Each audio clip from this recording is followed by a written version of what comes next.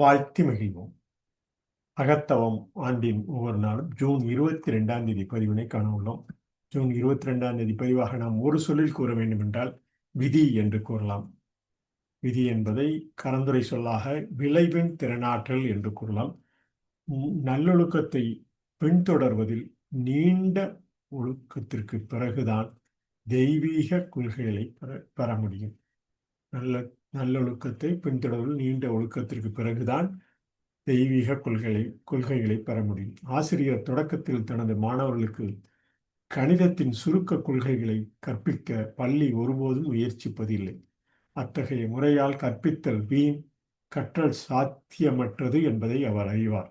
அவர் முதலில் அவர்கள் முன் ஒரு மிக எளிய தொகையை வைக்கிறார். அதை விளக்கி அதை செய்ய அவர்களை விட்டுவிடுகிறார். தொடர்ச்சியான தோல்விகள் மற்றும் எப்போதும் புதுப்பிக்கப்பட்ட முயற்சிகளுக்கு பிறகு அவர்கள் அதை சரியாக செய்வதில் வெற்றி பெற்றால் பின்னர் மற்றொன்று என மாணவர்களுக்கு பல ஆண்டுகள் விடாமுயற்சியின் மூலம் அடிப்படை கணித கொள்கைகளை அவர்களுக்கு வெளிப்படுத்த எண்கணிதத்தின் அனைத்து பாடங்களும் தேர்ச்சி பெறும் வரை அவர்களுக்கு மிகவும் கடினமான பணி அமைக்கப்படும் என இந்த நல்ல ஒரு விளைவின் திறனாற்றல் மிகக்கூடிய வகையில் எண்கணித முறையினை விளக்கியுள்ளார். இவ்வாறாக உலகில் உள்ள பொதுவான பொருண்மைகளிலும் தெய்வீக பொருண்மைகளிலும் உயர்ந்த வாழ்க்கை வாழ்விலும் கூட இந்த பொது விதிகள் அதன் நிலைகளில் உறுதியானது நடைமுறை அறிவுக்கு முந்தியுள்ளது என இந்த விதி என்ற ஒரு சொல்லில் நாம் இந்த ஜூன் 22 பதிவினை விளைவின் திறனாற்றல் என கூறலாம். ஒரு பதித்த ஆங்கில பதிவினை காண்போம். You can say it in acrostic rigid, really into great intensive deeds. What we say in Tamil, Karandurai, in English we can say it in acrostic, and the word which describes the rigid, it fetches the meaning, actually the meaning really into great intensive deeds. Spiritual principles can only be acquired after long discipline in the pursuit of virtue.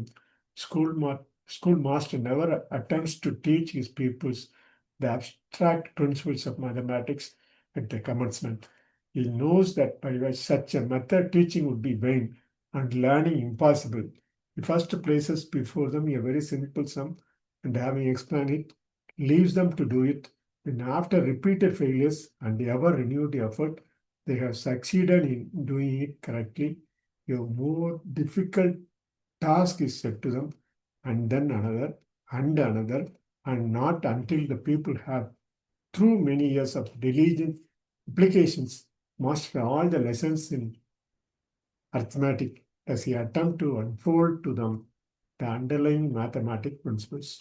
Thus practice ever precedes knowledge, even in the ordinary things of the world, and in spiritual things, in the living of higher life.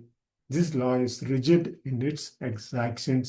So we can say with the single word rigid in acrostic, really into great intensive deeds என ஆங்கிலத்தில் கூறி தமிழ் மொழியில் விதி என விளைவின் திறனாற்றல் என பதிந்து இந்த அகத்தவம் ஆண்டின் ஒவ்வொரு நாளும் என்ற இந்த ஜூன் 22 பதிவினை நிறைவு செய்கிறோம். நன்றி.